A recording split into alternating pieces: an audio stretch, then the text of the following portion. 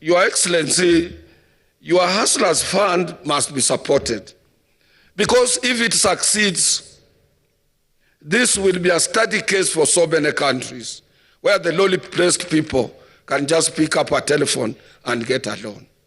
It's not easy. It has never been practiced elsewhere, and you shouldn't abandon this area of social protection.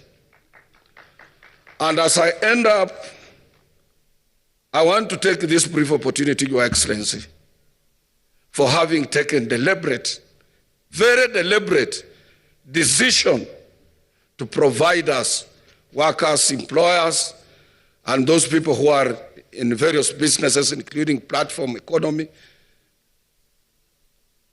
to give us what we call industrial peace. We have hope now, and that initiative must not go unsupported. We thank you for that. Indeed, these are efforts essentially for preventing poverty and inequality, as well as addressing current challenges, in particularly those facing old age, like where I'm going, because I'm one and part of Kenya's senior citizens.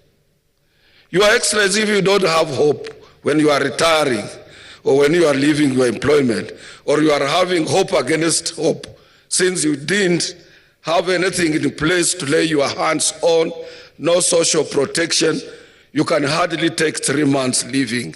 The next place of where you will end up is in the grave. I want to thank you, Your Excellency. In your inaugural speech, you included issues related to social protection of Kenyans.